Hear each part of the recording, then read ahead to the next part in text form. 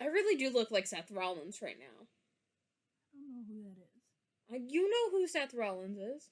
You have to show a picture of Seth Rollins and then me. And then you'll get it. Okay, my hair's never that greasy, but still. Alright, welcome back to another episode of Last Week in Comics, where I talk to you about the last week in comics. And I want to start off this by saying that no, it's not misogynistic to keep Barbara Gordon disabled. Why was that an argument we were having on Twitter.com this week? I don't understand it. Let's get on to the books I actually read this week. So the big release for this week is Supergirl #1 by Sophie Campbell. If you've seen some of my previous videos, you know I've been hyping this up literally anytime I've had to talk about the Summer of Superman. And it did not disappoint. It is giving a nice starting point for Kara Zor-El, for those of you who might not be familiar with her origins or how exactly she differs from Superman. I did see a couple people who were saying that it does feel like they're de-aging Kara, but like I feel like Kara as a character has always appealed to a younger audience. Like she was one of the first comic book characters I read, so to kind of keep her more into that like teen to young adult demographic, it makes sense at least. And it's definitely a much welcome change from the dark and gritty stories we've been getting for her for the past couple years now. So, about the book itself. So it sees Kara returning to Midvale and kind of reuniting with her parents, the Danvers. It's been a while since we've seen them. That was crazy. But she's, it's essentially her doing like a high school reunion of sorts. Going to go see her friends, see where she used to hang out at. It's to kind of help, like, congeal a lot of the confusing points about Kara's origins as a character into, like, a very digestible piece of fiction, unfucking the narrative. So you have that kind of going on. And once Kara actually gets there, she sees that there is someone who is both impersonating her as Supergirl and also as Kara Zor, and also as Linda Danvers, her sort of alter ego when she was in Midvale. This is like the third time that this has happened to Kara. This happens to her a lot. It's called Earth 2 bullshit.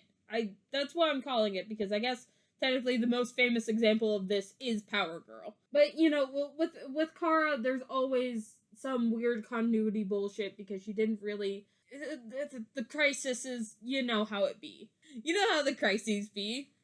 They crazy. I'm very excited to see where this goes, how it kind of fits into the overall sort of, I would say, a new reader friendliness of everything that's going on with the Summer of Superman. And I really hope that we can stay away from some Tom King isms, which the Superman trailer doesn't seem to be able to do. Hey, remember, folks, I don't give a fuck about adaptations anymore. Stop asking me about them. This is a reminder. People have stopped asking me about them. But just in case that starts again because Superman and Fantastic Four are coming out, don't ask me about them. I'm not watching these movies. Supergirl #1. I like it. It's fun. I like Sophie Campbell's art as well. She is one of those double threats at DC. I'm questioning what they're going to do with Kandor in this series, because it seems like Kandor is playing a much bigger role. Like, we do see them more directly in Kara saving some people while in Kandor. So I'm hoping that maybe we get some of that as the book goes on. I really hope that this is a full ongoing. I think when I put in my pre-order, it did not say of 12 like Batgirl did. So I'm optimistic that we have a long-standing Supergirl book. But I know how DC is with minority characters, so I'm not expecting that much. Go check out Supergirl #1. I love this book. I love Kara. I know that isn't evident from, like, anything that's back here. I had, like, this old, like, special, like, Japanese Supergirl that my dad got me when I was a kid. It was the blue crop top suit, the long sleeve blue crop top suit. And I don't know where it went. And I miss it every single day. I still think about it. But there should be more Supergirl on this shelf. That's all I had as a kid. And then the other big book that I talk about specifically on this channel is, of course, Fire and Ice When Hell Freezes Over. So issue 2 came out. It seems like they're getting rid of the body swap thing very quickly, which thank God.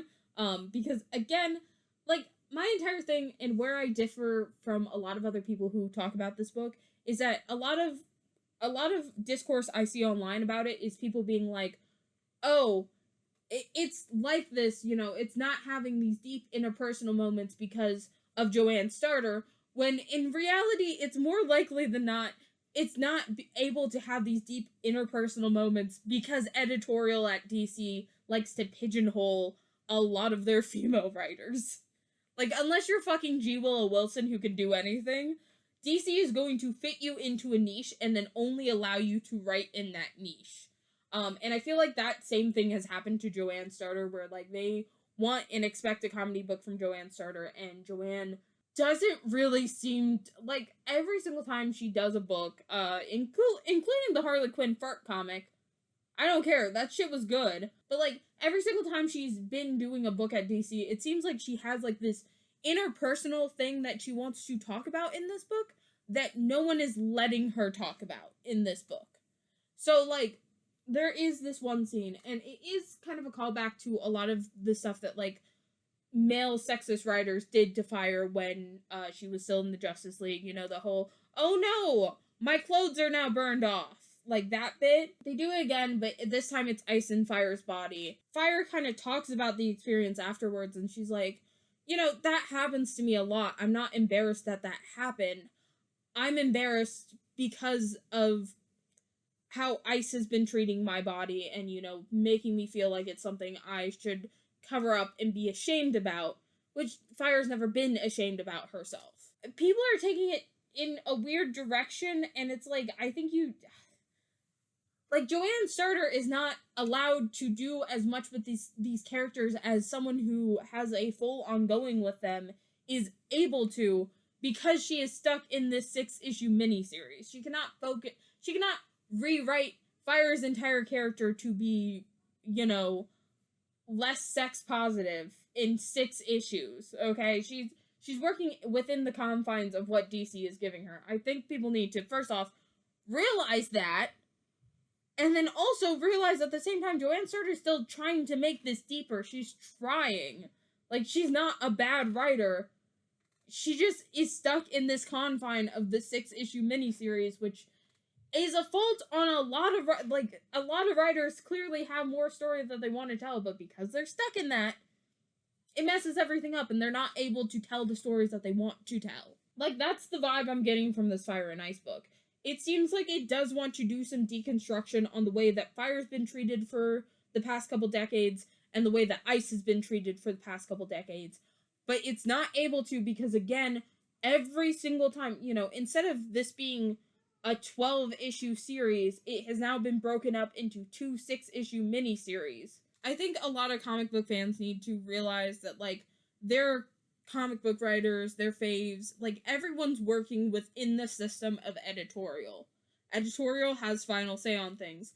And most of the time, if something seems weird, more likely than not, it's editorial's, like, own personal mess up, or them dictating something, and not the actual writer itself. And that's my review of Fire and Ice issue 2. Only other thing I can mention is the Jaime and Booster plushes that Stack is now convinced himself that he can make. Last on my list for books I read this week, one that I unwillingly read, Green Lantern Corps, issue 4. Like, something changed. Like, I don't think other people have realized this, because, like, a lot of people, when I said, like, oh, it seems like Morgan Hampton, who is the co-writer on this book, it seems like Morgan Hampton has more control over this next arc than she did the previous one. And it is because, like, Jeremy Adams publicly talked on Twitter and defended the first 3 issues, so I don't think that the next 3 are him, especially with the massive change in writing style and what lanterns it's focusing on, because this new thing seems to be, like, a dual kind of, like, a plot is, Simon taking the 2 Teen Lanterns, Kelly and Ellie. Is that really their fucking names? Ellie should have been dealt with in a separate Jon Stewart story. I don't know why they're cowards about giving Jon Stewart more than 6 issues. Simon's taking them on a little joyride to go get something, and the B plot is Guy Gardner, kind of, teaching a new lantern. Which, again, very large lack of women in this book still. There's a lot of female lanterns. Why haven't, like, we're fucking 4 issues in, 2 arcs in, not a single one of them has gone, like, more than a page of, like, talking, which is crazy given the popularity of both Joe Mullins and Jessica Cruz. It seems like Jeremy Adams is not the lead writer for this section. Like, my opinion is DC should, I don't know why there's co-authors on this book who seem to be switching on and off every single arc. Like, that's what it's feeling like to me right now. And, like, I know you're like, oh, Ash, you just went on, like, this long rant about how editorial mandates a lot of the times dictate, you know, what confines a writer's allowed to be in. Jeremy Adams is not one of those writers. That sort of distinction only really applies to minority writers. It does not apply to the white male ones. It also applies to very new writers. There's, like, a probation period for a lot of those white men, but, like, it mostly just happens to the female writers and the minority writers of color. Unless you're, like, fucking, again, Ram V, G. Willow Wilson, like, these bigger names. The probation period seems to happen a lot longer for minority writers versus, like, white writers. They get to do whatever they want. What can I say about Green Lantern Corps? This book still feels soulless. It does feel like still it's being written by people who don't care for the lanterns or care for really anything. Despite the fact that Simon's in it, it's not a book that I'm willing to read and slop through for just Simon, you know? There is another book that just got announced, though, that has Simon in it, and I am hyped for it. I am hyped for, I think it's, like, just, oh, God, I want to talk about it so badly now, because, like, I'm so, like, the second it got announced, I was fucking, like, raving about it. Justice League Red by Saladin Ahmed and art by Clayton Henry. Oh my god, this is the first time a non-white writer has written Simon Baz. And then we're also getting art by Clayton Henry, which I got to see Clayton Henry in person last C2E2. This man is fucking hilarious as hell. TC put him on more interviews, but that was, like, the first time I got to, like, taste a bit of his art, and, like, it's insane. I really like it. So the fact that it has, like, 2 of my, like, it's a book led by Power Girl. Simon Baz is in it. Red Canary's there too, probably because of the red thing. But, like, Red Canary's there too. Like, I'm hyped as hell for this book. That is why it is the only book that is being mentioned way before it should. Go read this instead of Green Lantern Corp. It comes out in August. I cannot wait for it. God, this is gonna be so good.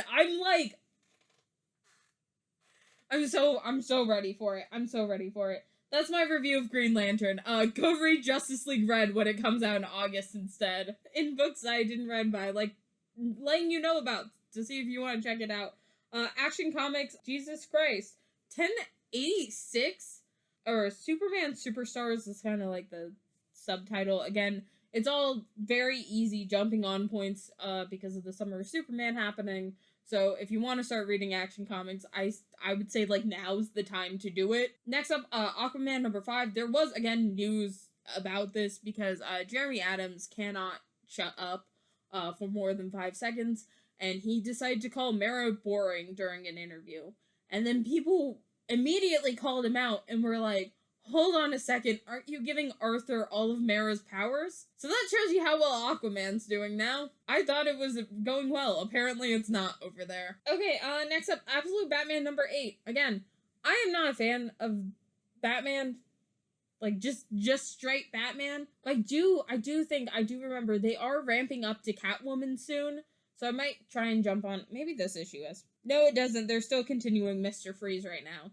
So they're still doing Mr. Freeze right now. It seems like the next issue, or maybe the one after that, Catwoman's coming soon. I might jump back on then, because I do kind of like Catwoman, but we'll see how that ends up. Here's the thing, I'm not even reading Absolute Batman, and I don't even think it's the weakest Absolute book. The weakest Absolute book is Absolute Green Lantern. That's the only one I think, like, people can just, like, people should wait a little bit for that one to get going. Oh, and then we have Batman and Robin, issue 21. I think this book kind of fell out of the good graces of Damian Wayne fans. Okay, I've just been informed by Stack. Let me pull up the page.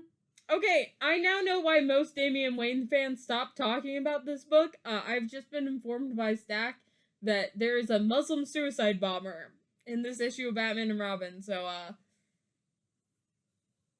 what the fuck? How does DC keep fucking up? Yeah, like they fucked up my Damian 4 fucking times. The last couple issues of this book have been like really Islamophobic for them. Why did this book turn Islamophobic all of a sudden? So, don't read Batman and Robin, actually. Go read The Boy Wonder by Junie Ba instead. Okay, so apparently they're bombing in the Middle East in Batman and Robin.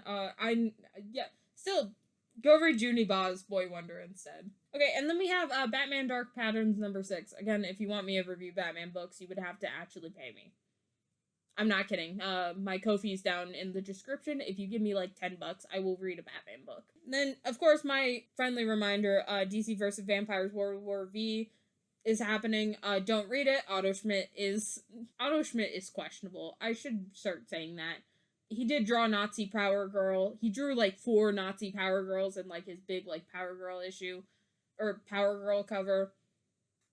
Man's questionable in his politics. Don't read anything that he's working on. And then we have Batman Justice Buster issue 23. Again, that weird manga that I was not sure what it was, and I was really hoping it was Ghostbusters, and then it wasn't. And then for some reason this week, and what's listed on RCO, is the Milk and Bone custom comic, which is called Superman: A Friendship Unleashed. And it seems to be an ad for Milkbone and the Superman movie about crypto, which I think that's fun. I think that more companies should do, like, comic book, like, ads.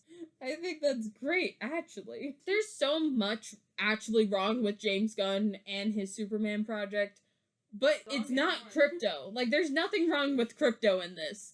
Y'all are just being haters. Okay, now moving on to the indie comics. So first up, with Image. I do want to give a special shout out to I Was a Fashion School Serial Killer. We got a glowing review of that from Sheldon. No, Sheldon. We got a glowing review of I Was a Fashion School Serial Killer. It has piqued my interest since issue 1. I just have not sat down and read it. But definitely go check it out. It seems very interesting. It is very good, according to Sheldon. Again, people don't know who Sheldon is.